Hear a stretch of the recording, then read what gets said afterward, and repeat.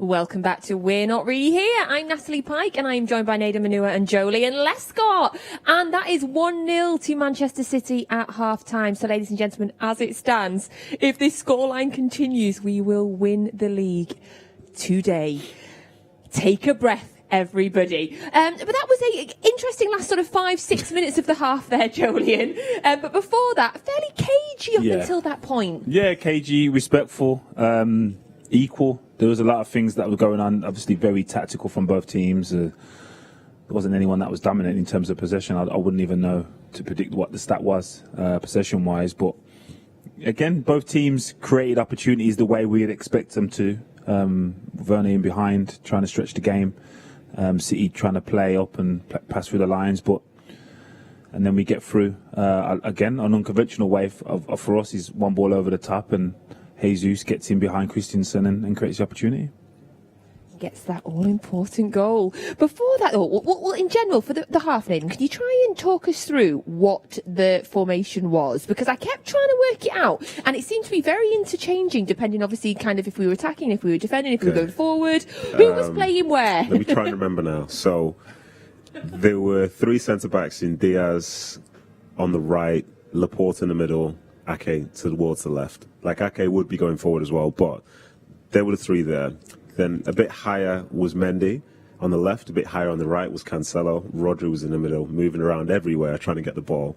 And then after that, I couldn't tell you. I saw some faces and some very familiar faces, but I wasn't sure how they were doing it. But ultimately, like, there was rotation, and they were serving a purpose, because I think at times there'd be two attackers, whether it be Sergio and Jesus, and they're pinning back the back three of Chelsea, which maybe allowed Sterling a chance to move around a bit. I think Torres was moving around a little bit as well. So it was very, very creative, and I think as an opposition, it would be tough to try and figure out who to go with, because they are able to move everywhere. And then defensively, you know, the back three could turn into a five. Rodri was in there, but then Torres was coming back, Sterling was coming back, so there were enough bodies around there as well to try and to manage it from that side. I think, as Joleon was saying, you know, Vernon and stuff's been trying to run in behind. I think City will be disappointed with how many times he's been played in behind, but ultimately a lot of the players been in front. But in fairness, been in front for both teams, except for that moment where I think when Jesus managed to get him on the other side of Christensen, and, you know, left a good ball for Sergio to offer the assist to Raheem as well. Are we calling it Sergio assist? Yes, he's going to go down as one. Yes. He's going to go down as one, yeah. He doesn't get absolutely. many, to be fair, does he? He doesn't get many, but yeah, no, definitely assist. Just surprising he didn't put it in himself. And then, again, if anyone's in the kind of club of being allowed to miss the penalty that way, Sergio's that guy. He's allowed to do kind of, or miss that penalty, especially when we're 1-0 up.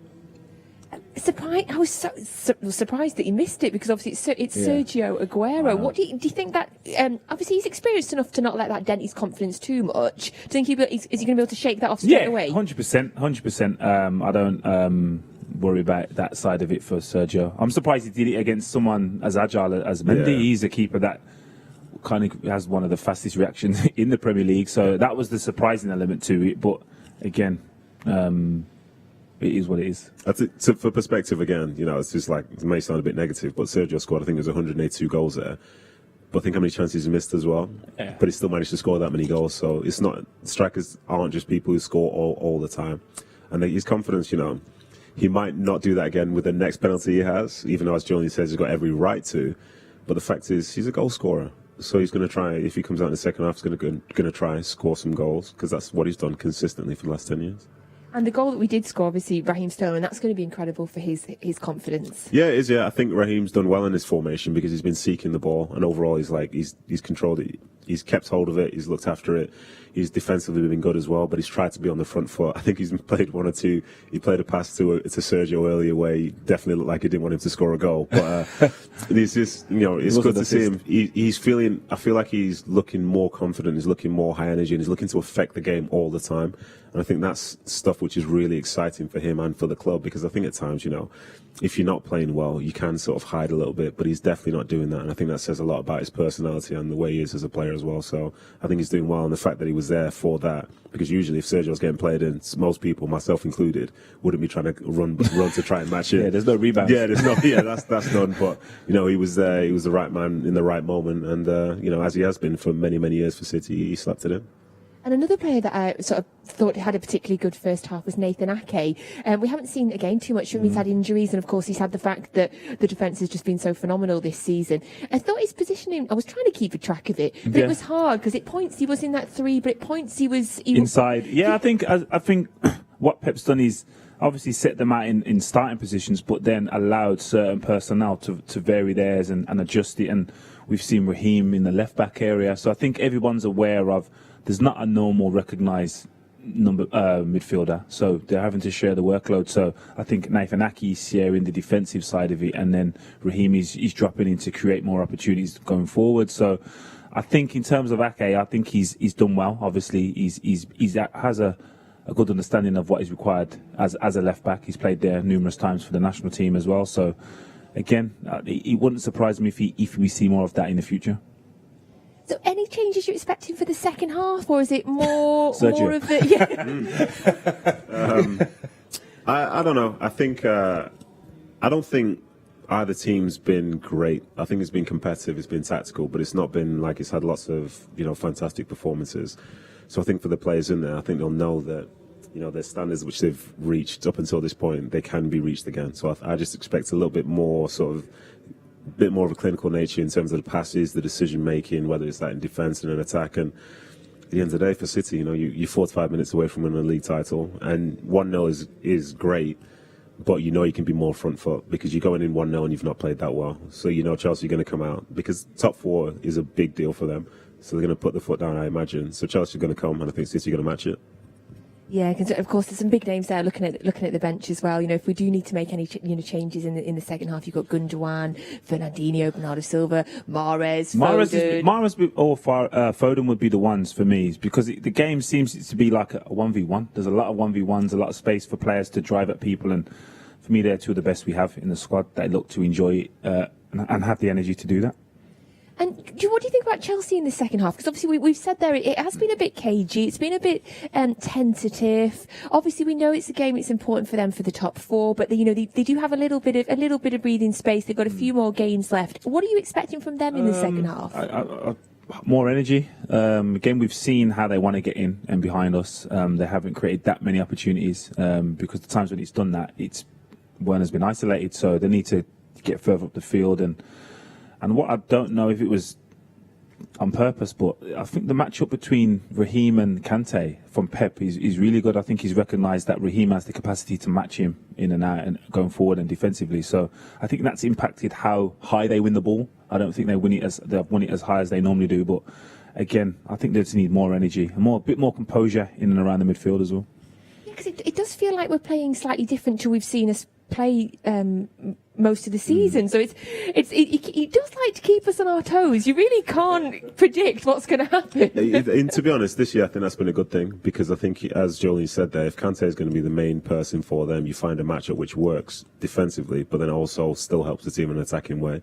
I think the club has a certain playing identity, but every week they add to it because the opposition obviously changes. I think when you can have a manager or like a coaching staff or a bunch of just scouts and so on who really understand the opposition, then they go out there and nothing's a surprise anymore. So it does keep us on our toes, but then also in the end you always say, well, yeah, I get that makes sense, and he's brave enough to make those decisions. Now, we're listening to Pep, of course, and we're not thinking too much about the Champions League final, although I have to say it's constantly in the back of my mind. Obviously, there's another 45 minutes to go today yet, but what is that first half? Has it taught you anything? Has it showed you anything? Has it enabled you to predict anything for 3 weeks' time? As I said, no, I'm not. I think everyone's thinking about it. Again, Pep's selection suggests he's thinking about it because if it was today, I don't think a majority of them players play. So the fact that he's saying he's not thinking about it, it's a slight lie or fib. But in regards to what it showed me, no, there's a lot of good talent from both teams. There's going to be a lot of nervous energy, and I'm sure whatever positives you can, both teams will be taking them out of the game. Both teams will take the positives out of this performance. I think for me, I'm used to watching City, so I'm actually watching Chelsea, and it's my first time being able to properly see them in a stadium and the way they set up, because even though they've made changes, their setup is still exactly the same. And I think, as we were saying before the game, with Tuchel, he's very consistent with how he wants his teams to play. So even though they're not exactly like 100 miles an hour and playing at their absolute best now, I'm still looking to see, well, yeah, that's interesting how they do this, that's interesting how they do that.